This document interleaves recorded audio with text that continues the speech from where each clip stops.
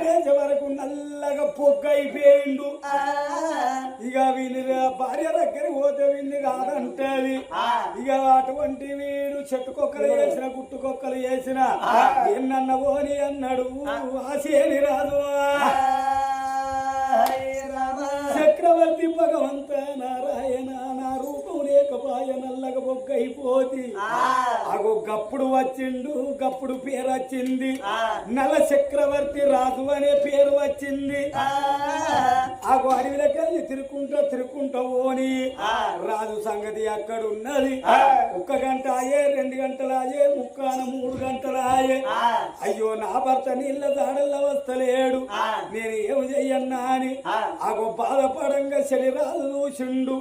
ఒక అటువంటి ఎరకలి ఎల్లయ్య వేషం కట్టుకొని ఆగో ఇప్పుడే అమ్ములు బాణాలు పట్టుకొని ఆగో నల్ల నాగన్న అవతారంగా వేసిండు. ఆగో అడవిల్ల దవయంతి బయటికి వచ్చి ఎప్పుడు కళ్ళల్ల నాగన్నను కొట్టిండు. కొట్టే వరకు దవయంతి దేవుని చూసిండు. ఓ పిల్ల ఈ కారండ పడి లోపట నీకు నీ వారు లేరు, నాకు నా వారు లేరు.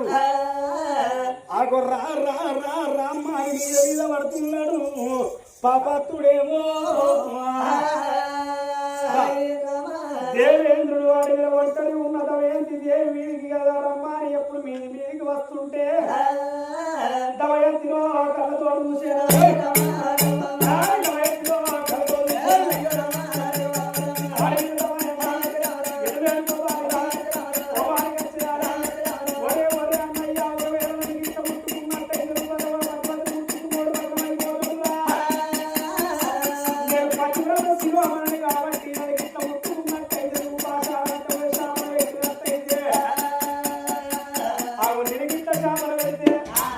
పతివ్రతలు ఒకవేళ ముట్టుకున్నాడు ఎవడు పైకి రాలేదు. ఒకవేళ ముట్టుకుంటే మా పాషాణం అంటే రోతు అవుతావురా.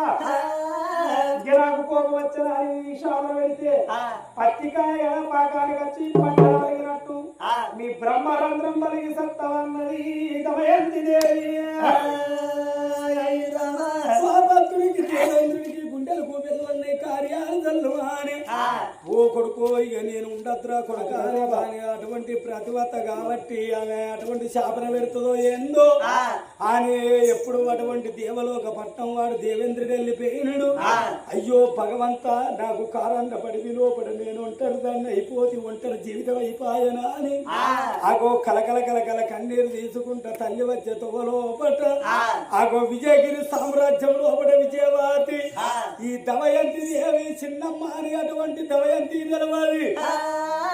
నా అక్క బిడ్డ దమయంతి దేవాని అటువంటి తల్లికి తెలవాలి. అగో విజయవాదికి తెలవకపోతే శివుని గుళ్ళల్లో పూజలు ఎత్తంటే అగో అప్పుడు గిరగిర తిరిగింది. ధరిని పైన పడితే కొబ్బరికాయ కొట్టి నీళ్లు తీసుకొచ్చి ఆ పిల్లకు తాగిచ్చి ఓ బిడ్డ నా ఇంటికాడ బిడ్డ లేకున్నా నేను బిడ్డోలు చూసుకుంటారమ్మా అని ఆగో చిన్నమ్మ ఇంటికాడ లాదుకుంటున్నది దమయంతినేమో. ఇళ్ళ సంగతి ఇక్కడ ఉన్నది. అక్కడ చక్రవర్తి అయిన గాని అయ్యో భగవంత నాకు వెనక ముందు ఎవరు లేకపాయే. ఓ బామ దమయంతి నాకు పిల్లలు దూరం అయిపోయాను, నాకు దూరం అయిపోతువే బామా. ఓ బామ దమయంతి దేవి ఏమి చేస్తున్నంటాడే ఎక్కడెళ్ళి పోదునన్నారా.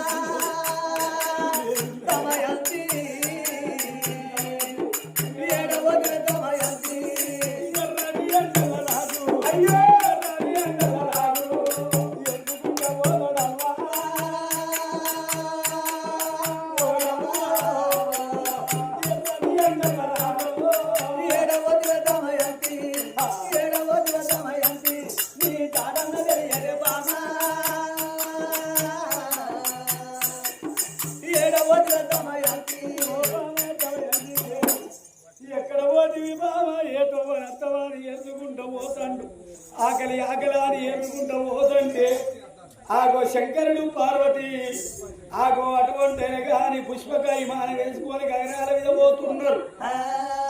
ఎవరకు ఆ పార్వతమ్మ చేతి లోపల ఉన్నది పారిజాత పుష్పం. ఆ పారిజాత పుష్పాన్ని భూమి మీద వేసే వరకు రాగి మెరుపు ఎండి మెరుపు బంగారు మెరుపుతో ఎర్ర అనుకుంటా వస్తుంటే ఏదన్నా తినేది కానచ్చురా అని ఎప్పుడు దోషిని దాపే వరకు ఆగో దోషిట్ల పారిజాత పుష్పం పడ్డదయ్యా ఓ తల్లులారా. చక్రవర్తి చూచిండు అయ్యో అయ్యో అయ్యో భగవంతు ఈ పువ్వు పాడుగాను నా భార్య దగ్గర ఉన్నదా అని భార్య సిక్కల్లో పెడుతున్నా నా బిడ్డ ఆడుకుంటుందా అని బిడ్డకిద్దురు ఆ దేవుడా ఆగో ఏం చెయ్యన్నా అని చేతులు పట్టిండు కసపిస నలిచిండు భూమి మీద వరబోసిండు. అప్పుడు భగవంతుడు అటువంటి దివించి దివరాత్రి పెట్టిండు. నా కొడుక చక్రవర్తి రాజా ఆగో నీ చేత ఏ అంటలు అండినా ఆగో మహా ఋషిగా ఉండాలన్నా అని దివరాత్రి పెట్టింది అమృత మొదల ఉండాలని అన్నాడు. అప్పుడు దీవించి దివరాత్రి పెట్టి శంకరుడు పార్వతి ఎప్పుడు వెళ్ళిపోయిండు. అప్పుడు చక్రవర్తి రాజు ఇక నేను ఏ రాజ్యమన్న పోతానా అని ఏ దేశమన్న పోతానా అని రామో రఘుబాబు రామా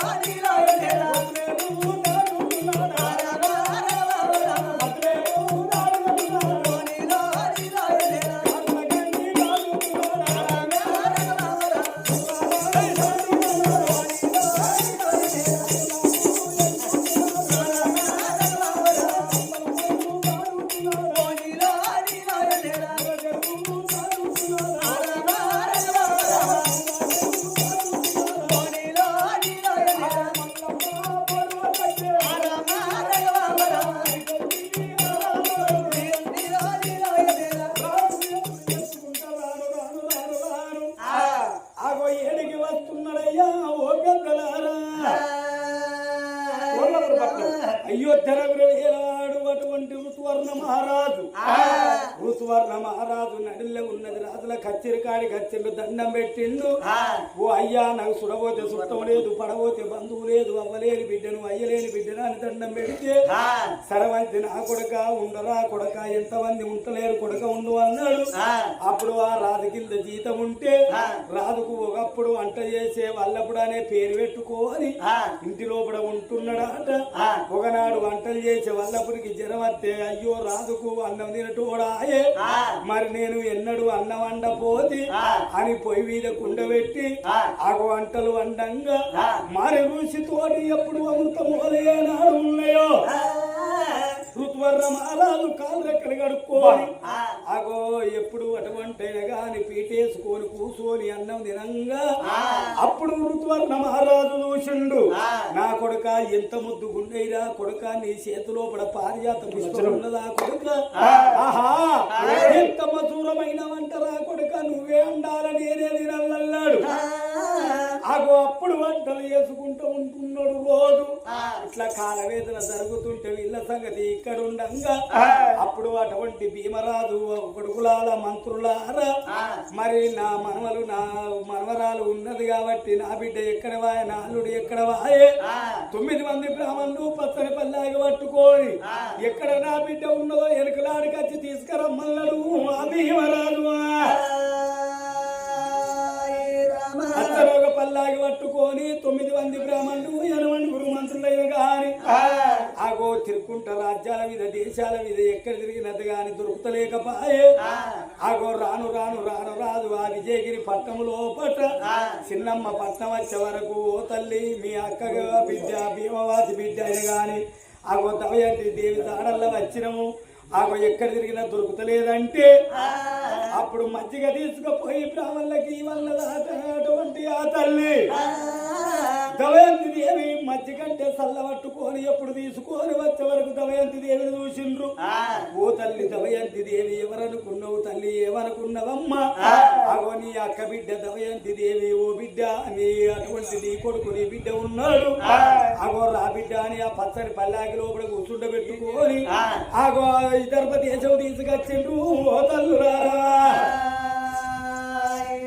తల్లి మీద బిడ్డ పడ్డది బిడ్డ మీద కొడుకు వాడి అరగంట సేపు వల తేరిండ్రు ఏడ్చినాక కన్న తండ్రి భీమరాజు ఏమన్నాడు ఓ బిడ్డ నువ్వు ఏమనుకోనంటే